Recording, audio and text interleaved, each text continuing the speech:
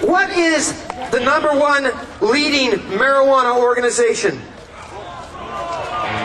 Give that to me loud. Yeah, you all know about NORML because the National Organization for the Reform of Marijuana Laws is not only the oldest cannabis policy reform organization, but it's also the leading pot policy organization. And there's a gentleman here today that we've had for years. We're very, very proud to give you, let you hear it from the source, the executive director and the founder of the National Organization for the Reform of Marijuana Laws, all the way from Washington, D.C., Keith Stroup. Yeah! Thank you, Vivian. Hello, friends. You know, I know this is going to shock you to hear this from me, but I think there's absolutely nothing wrong with smoking pot, and it's time we stopped arresting marijuana smokers. As Vivian said, my name is Keith Stroup. I'm the executive director of NORML, and I know this will shock you too. I smoke marijuana. And so do a hell of a lot of other Americans. In fact, marijuana is the 3rd most popular recreational drug in America, third only, seated only by alcohol and tobacco, two legal but far more dangerous drugs. It's time we got over this negative stereotype about who smokes marijuana. According to the latest data, 47% of all adults in America have smoked marijuana. Roughly 100 million people. 20 million people just in the last year. And the vast majority of those people are like you and me. They're good people who work hard, who raise families, who contribute to their communities in a positive way. They pay taxes, and they sure as hell are not criminals. Now, unfortunately, the government doesn't see it that way yet. There were 724,000 Americans arrested last year on marijuana offenses. 89% of those arrests were for simple possession. They were just marijuana smokers. There's another marijuana smoker arrested in this country every 46 seconds. We've arrested more than 6 million Americans since 1992. Folks, we have declared war against a whole segment of our population for no good reason. It's time we stopped arresting marijuana smokers. Now, briefly, marijuana prohibition is a failed public policy for 3 principal reasons. One, it's an incredible waste of law enforcement resources that should be focused on serious and violent crime, not chasing marijuana smokers.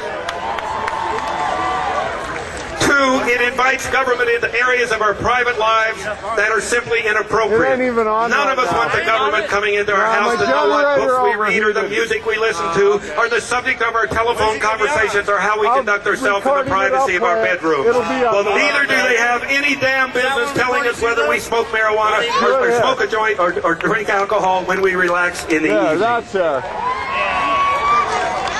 Okay. But thirdly and most importantly, we must end alcohol prohibition because we are needlessly destroying the lives and careers of hundreds of thousands of genuinely good citizens every year in this country for no legitimate reason. It's time to stop arresting marijuana smokers. Now, despite the fact that we're suffering all those casualties every year, we're making a lot of progress, folks, and it's important to know this. 80% of the American people now say they support the medical use of marijuana.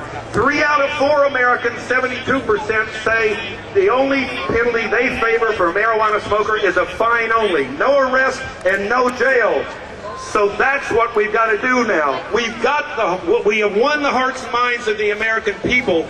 We've got to translate public support into public policy. And how do we do that? That's where you come in, folks. Marijuana smokers have to do this job ourselves. Nobody is going to do it for us. You've got to get politically active, and you've got to make one basic commitment. Say to yourself, say to your spouse, your mate, let your family know, don't ever again vote for a candidate for office that wants to treat you like a criminal. If you'll make that commitment, within a very short time, folks, I guarantee you the politicians will get the message and we'll no longer be criminals. Now, as I said when I started, there's absolutely nothing wrong with smoking pot. And the real truth is we're only incidentally talking about smoking pot we're really talking about personal freedom. And with your help, we're going to restore a measure of personal freedom to the lives of tens of millions of pot smokers in America. Join NORML. Thank you. Bye. The man responsible for the national movement to reform marijuana laws. How you doing today? Yeah, guys feeling hempy? Don't worry, be hempy. All right, we got some real nuggets of love. We got some real surprises for you coming up, you know. But first, there's this little tradition that we've been doing for 12. You've been doing this for 12 years, man. Hey, how you doing, bro? And hey, where's that $5 you owe me? All right, don't worry about it. We're at Hempfest. Put it in the bucket. You know what I'm saying? We got this little tradition. It's called the Hemp Cheer. It includes 4 letters. And, you know, usually we have to do it over and over again. We're just going to do it one time because I really want to inspire our next speaker because he's worked very, very, very hard to bring you, you know, among all the rest of us. He's worked so hard to bring you Hempfest. Let's give him a special hemp cheer. And usually I ask for an H, and I get this kind of emphysema, kind of bronchitis, H. You know, and then I got to do this little thing, and we're going to do it again.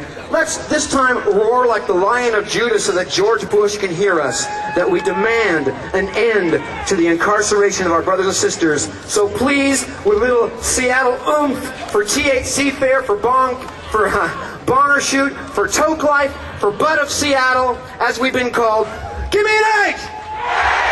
Give me an A! Give me that! Give me a pin!